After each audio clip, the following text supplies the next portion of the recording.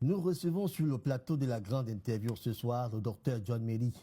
Le docteur John Méry est médecin, l'un des soignants d'ailleurs ayant officié dans cette fameuse crise sanitaire mondiale de 2019 à 2021.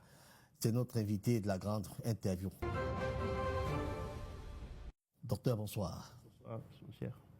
Alors, docteur Méry, tout d'abord, y a-t-il eu véritablement une crise sanitaire du nombre de Covid-19 entre 2019 et 2021? De mon point de vue, je vais être direct, non. Il n'y a pas eu de crise Covid-19. Moi, j'ai officié au Benelux et j'ai noté que durant la crise Covid-19, tous les malades, ou presque tous les malades déclarés morts Covid-19, étaient assassinés par nous, le personnel soignant. Je vous le dis très clairement en vous regardant droit dans les yeux. C'est nous qui avons assassiné tous ces gens. Dites-nous un peu plus. Alors, si vous revenez au protocole Covid-19, enfin, on disait qu'il fallait se masquer tous, si on allait tous mourir. On ne s'est pas masqué. Au Cameroun, par exemple, on n'avait pas de masque, enfin, on n'avait pas assez, et on n'est pas mort, on est bien d'accord. On avait dit si on ne s'injectait pas tous, on allait mourir. On ne s'est pas injecté, on n'est pas mort. Très bien. Je pense qu'aujourd'hui, vous ne pouvez pas me montrer une seule personne qui regrette de ne pas s'être vaccinée. Eh bien, si vous allez sur certains plateaux, sur certaines chaînes Telegram, vous allez voir des millions de personnes qui regrettent de s'être fait vacciner parce que soit ils sont morts et c'est leur famille qui regrette, soit ils sont extrêmement et lourdement handicapés. Qu'est-ce qu'on veut de plus comme preuve? Voilà. Alors, docteur John Méry, s'il n'y a donc pas eu une crise de ce type, dites-nous, de quoi s'agissait-il exactement? Très bien. Donc moi, j'ai démissionné en 2021 quand j'ai compris justement qu'il se passait des choses bizarres. Parce que par exemple, durant ce qu'on appelle le contact tracing, c'est-à-dire que pour chercher les gens qui étaient malades, on devait appeler des gens, leur poser une série de questions, parmi lesquelles on devait lui demander, monsieur, où est-ce que vous pensez, ou monsieur ou madame, où est-ce que vous pensez avoir pris le virus? Mais je vous rappelle que, si vous regardez un peu la microbiologie, chaque fois quand je respire, d'accord, j'avale et j'expire des millions de virus, de bactéries. On sait que le temps d'incubation, c'est environ une semaine. Comment voulez-vous qu'une personne sache où est-ce qu'il a pris le Covid?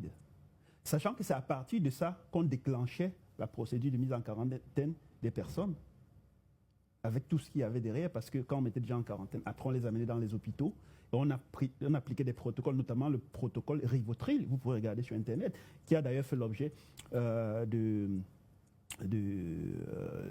procès dans des sénats, comme au Sénat français, belge, etc., où justement des gens disaient, mais ce protocole, si quand on l'applique, des gens meurent.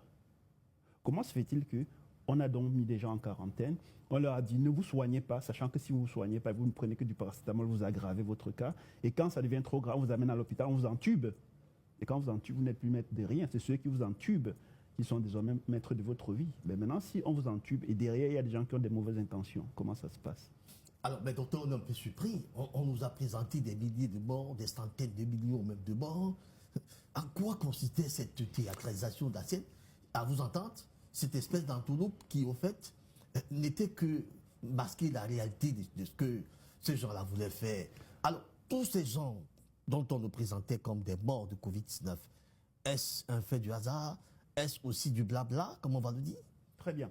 Alors moi, je pense que je vous ai fait voir ma lettre de démission déjà. Je vous ai fait voir aussi le salaire que j'avais. J'avais un très très bon salaire, autour de 4 millions de francs par mois.